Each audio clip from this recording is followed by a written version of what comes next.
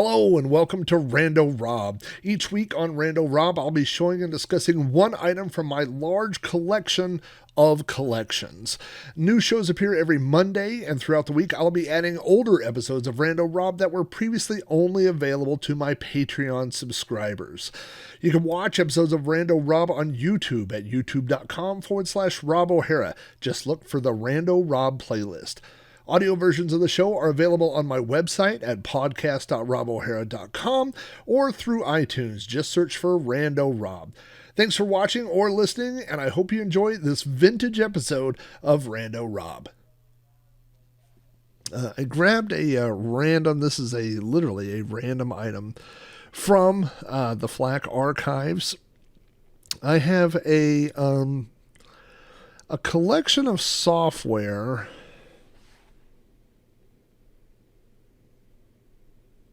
I had to look at it. I'm going to say I have 100 boxed computer games over on some shelves. You can't see them from this angle, but you just got to trust me, they're there. They are a mixture of Commodore 64, PC, and a few Apple II titles. I would say the vast majority of them are floppy disk based, but there are a couple of CD based games. I have Mortal Kombat 2 on CD. I have Dragon's Lair, like one of the first one of the first PC releases on CD. It's not DVD, it's CD, and a couple other CD titles, but most of it is floppy disk, 5 1/4. A couple of PC releases on 3.5 inch. But anyway, they are. None of them, except for Trivia Fever, which I think I covered on a Rando Rob, none of them are games that I owned as a kid. They are all games that I found at thrift stores or garage sales, or people have gifted me over the years. I haven't done much purging of the collection. It's such a small, as I look back over it again one more time, it really takes up 3 shelves. So like if you were to look here, it would be like 3 of these shelves. So 1, 2, 3, just like that area. So it doesn't take up a huge amount of space in all things considered, with how much shelf space I have around here. Boy, I'm kind of looking at that screen. It seems like maybe that camera is slightly crooked. I should probably fix that before this week's stream. But anyway, I have a lot of titles over there that some of them mean a lot to me. I would say majority of them mean so-so to me. And then there are a few that mean nothing to me. They are just ones that I found, and I bought them because they were cheap. I bought them at a garage sale or somewhere, and I stuck them on the shelf, and they're literally just shelf filler. If I found other things that were more interesting, I would take those other ones and just get rid of them. But this is one that I do enjoy, and you might have guessed what it is based off of the image up there. But this is a copy of A Hitchhiker's Guide to the Galaxy. As you can see, this is the version for the Apple II. I will put that up there closer so you can see those details. This is obviously an Infocom title. This is the Apple II release.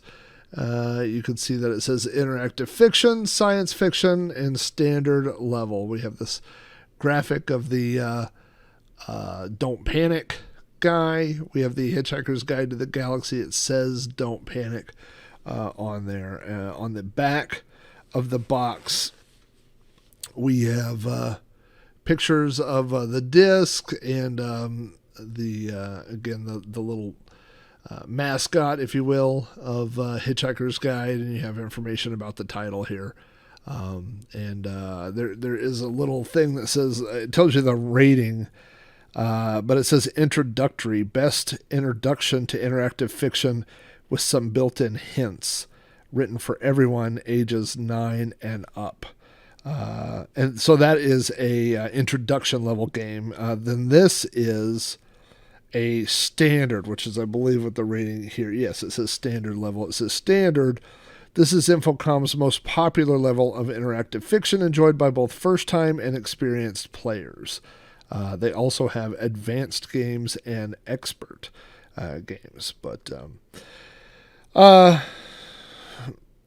so definitely, I definitely played this back in the day. But here's the interesting thing: is that I was not into Hitchhiker's Guide to the Galaxy at all. As a kid, I was not exposed to it. I know that some people had there's the radio version, never heard it. I heard a few people mention this, but it was not popular in my circles, and I had no exposure to Hitchhiker's Guide to the Galaxy at all. So I did try to play the game, but if you haven't read the book, it's pretty difficult to get very far in the game. Now, when I moved to Spokane in 1996, I took with me, so the way that my move worked is I got a job and I had a starting date. And so my wife and I filled a 24-foot moving van, and but we had our house for sale in Oklahoma. And so she stayed behind working with a realtor to sell the house with the truck with all our stuff. And I went to Spokane by myself with what I could fit in my 1995 Dodge Neon, which turned out to be every audio CD I owned, a computer, a couple of computers, some clothes, and that's about it. Infamously, I forgot to take any hygiene products. I didn't take any toothpaste or deodorant. I didn't take a pillow or a blanket or anything like that. When I got to Spokane, I bought, they have those foam chairs that fold out flat into a bed that lays on the floor. I bought one of those, and that's what I slept on. And I used a shirt that I had brought, and I stuffed it full of dirty laundry, and I used that as a pillow. And I slept on the floor for a month until my wife arrived. So that was kind of summed up that trip. I was not really mature enough to take care. I got there and I got an apartment, but that was it. I didn't buy any furniture. I didn't do anything past that. So anyway, the reason I tell you that story is because I was there for a month. I got bored and I started to venture out. Now this is interesting, and this dates this story, but this is definitely before I owned a cell phone. I did not own a cell phone anytime I lived in Spokane.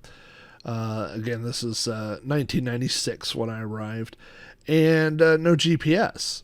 So I was terrified that if I got too far away from my apartment, I wouldn't be able to find my way back. I would write down the name of the apartment and the address so that if I got lost, I could stop and ask somebody, can you tell me where I live? Tell me how to get to my apartment. So I started in concentric circles, like going around my apartment, bigger, bigger.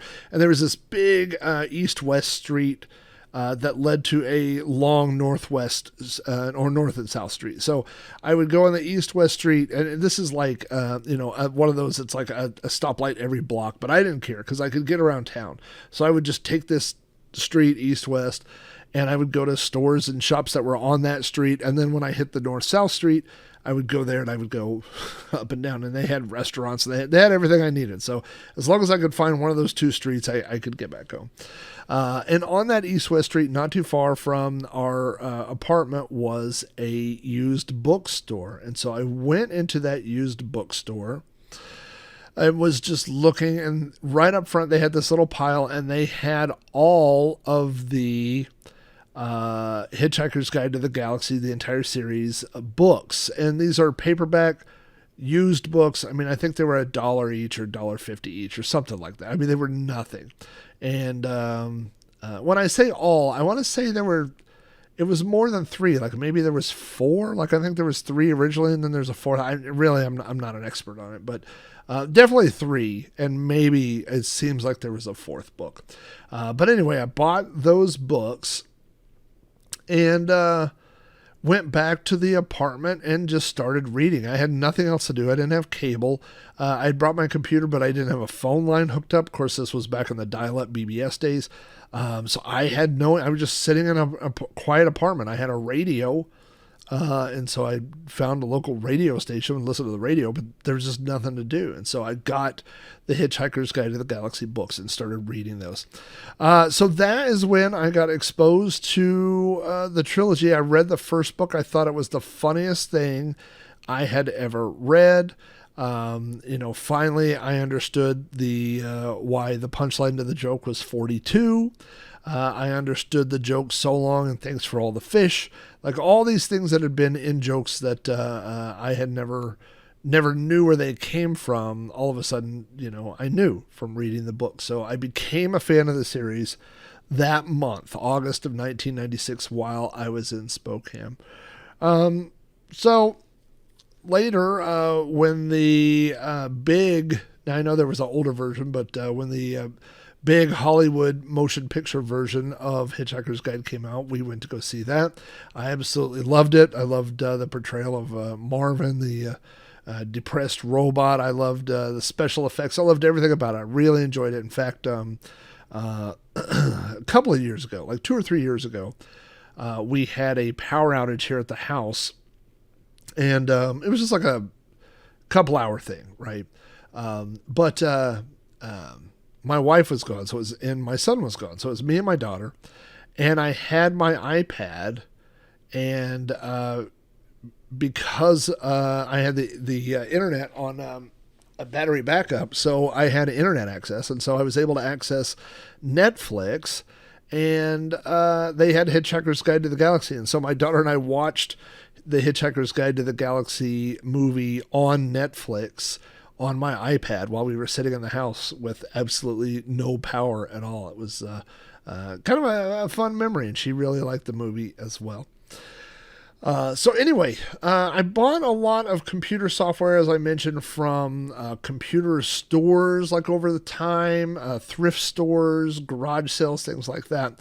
But there have been a few that I found, and this is one of those titles that I found that was incorrectly filed, and I found it filed along with the books. So I was looking through, and I was at a thrift store, and I was looking through their used book section, and then I saw this. I saw a couple other Commodore games as well, but this had just been filed on the shelf just like a book, and I'm sure people had walked by and just maybe thought it was a weird version of the book or something like that. But that is where I found this. So you can see on the inside, if you open this up, you have this fun little background thing that tells you a little bit about this story. This is an entire booklet, I should say. And so this gives you the background history. There's actually quite a bit. I mean, there's a lot of background information. So if you actually bought this back in the day, you didn't have to have read the book. But of course, the copy that I downloaded didn't have either one of those things. Now, one of the things that if you've read the book or seen the movie, is you have your your little computer, right? So you have your backpack that has your towel, and it has your computer, and it has all these things. And of course, there's a big ad here for the computer, and it tells you all the functions that it does, which are all things that you can do in the game.